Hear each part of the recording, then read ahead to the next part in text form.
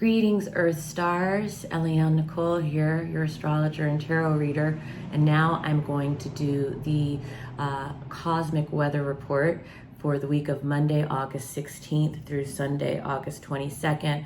And as we begin the week, Venus has just moved into Libra. Venus is home. This is the planet of love and beauty and art, and she's in her domicile of Libra, which is, romance, balance, and justice. And so this is a real sweet spot. Venus is there until September 10th, and she's bringing some real sweetness, some love. I think it will be a fortifying aspect for marriages and romantic relationships for people who are single. It's a time where you could likely meet somebody new and fall in love. This is good for art. This is good for diplomacy and peace treaties and things like that. So it's a really beautiful aspect. It's really, really good for beauty and, just all of the Venusian things.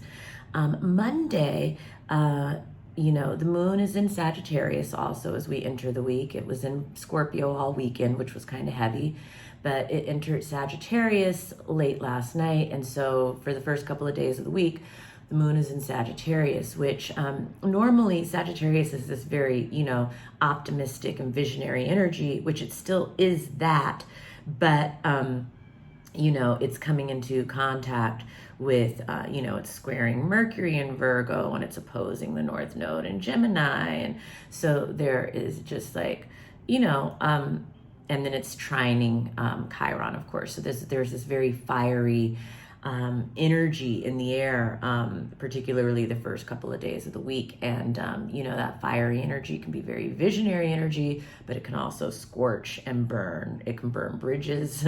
It can, burn, the physical earth or, so it's energy to be mindful of. And on Tuesday, the 17th, the moon finally late night moves into Capricorn. And then Wednesday, we have Juno, the asteroid that rules marriages and partnerships, is sextiling Saturn, which to me looks like, there's maybe negotiations, like great negotiations for long-term plans or goals. It could also be kind of reaffirming your commitment to a partnership or to a relationship. That's what I'll say now about that Juno sextile Saturn. It's a pleasant aspect for relationships or business partnerships.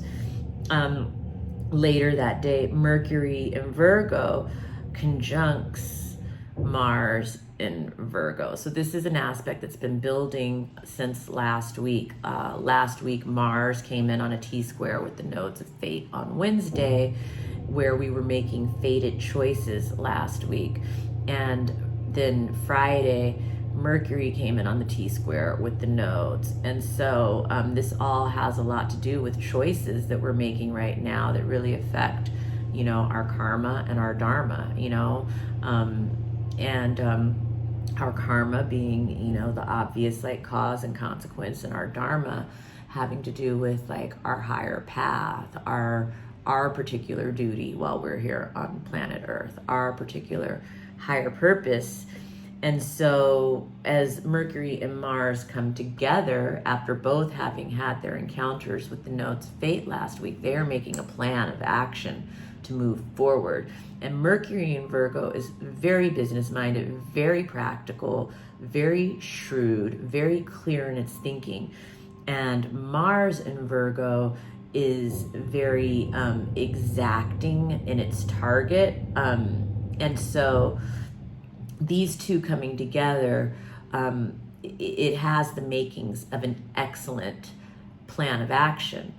It also has the makings of, a lower vibration of those energies coming together. Could be like, someone being hypercritical, too much critiquing. It can also be, It can be argumentative energy when Mercury and Mars come together, because Mercury is the planet of communication and Mars is the planet of, can be war and strife and conflict. But in Virgo, which is a very super, dry and earthy energy, it's not going to be like, wild, passionate fighting. Maybe it could be more business fighting, like fighting with contracts, or something like that. Very kind of like intellectual kind of fighting. So Thursday, the Sun in Leo opposes Jupiter in Aquarius. And so this is like, this can be a good luck aspect in some ways, obviously, because Jupiter brings good luck and good fortune. But there's also an oppositional nature to it still. So it's like, through opposing forces, you are like it's like a sense of someone expressing their individuality and shining despite the oppositional belief systems that are, that they have to kind of shine withstanding, that's on a more personal level. Internally, it can be like a feeling of, really the similar thing. It's like, a person getting in touch with, because Leo is about the heart energy, and it's like, what is on our heart? What does our heart want to do? And that might be, opposing the establishment, opposing the group in some way, but it's like following our heart will still bring us good fortune. And, what do they say? Fate, fortune favors the bold. Anyway, so there's some of that energy happening on Thursday. Also, Uranus stations direct. Now, this is a big deal. Uranus has been in play.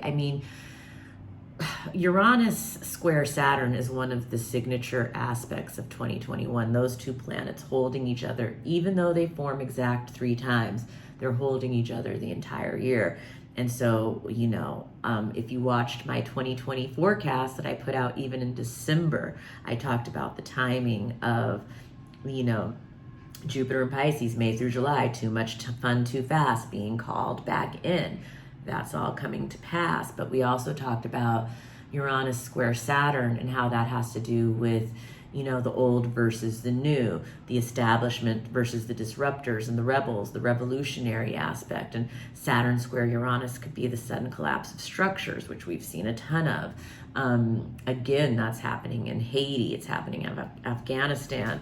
Last week, I was listing off a bunch of different examples of where it had already happened up until now this year. So it's very much the energy that continues in 2021 and also into 2022. But Uranus stationing direct, look to the house it's in your chart.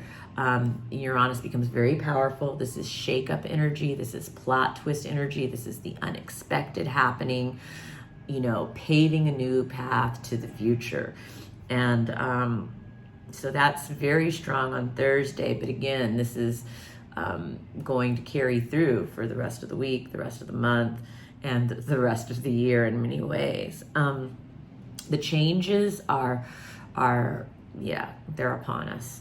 And Friday, Mercury is in a trine with Uranus. So this feels like good news around the changes, good news around the shakeup or the plot twist. It could be good news from an outer source, but then as an internal experience, the Mercury trine Uranus could be a revelation, a sudden flash of insight. It could be, some brilliant thought that just, changes the whole situation, changes the way you look at things. And so that's happening. Then the moon moves into Aquarius as well Friday morning.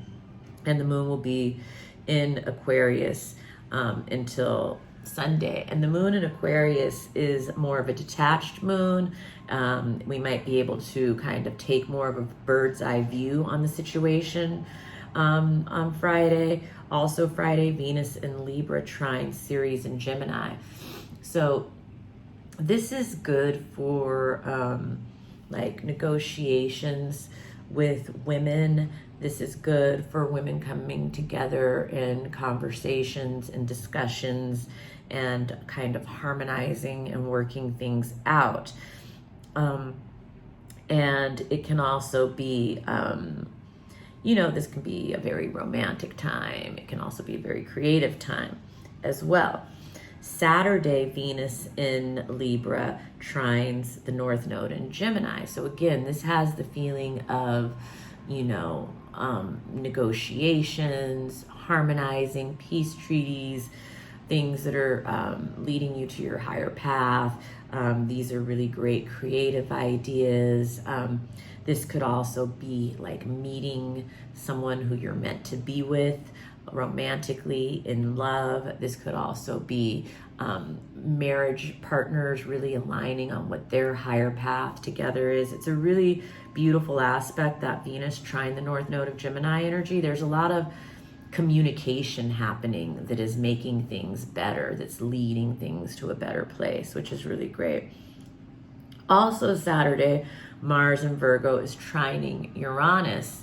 And so Mars and Virgo trining Uranus and Taurus, there's still this unexpected plot twist energy, but it's like an energy of like moving forward with the plan, with kind of precision and exactness, and there being changes and shakeups and electric kind of energy that supports your plan, so that's Saturday. And then finally it all culminates with Sunday, which is the full moon, which happens very early in the morning on the West Coast. It's 5:01 a.m. And so on the East Coast, it's 2 o'clock in the morning. So it's almost like Saturday night, the full moon, into Sunday morning.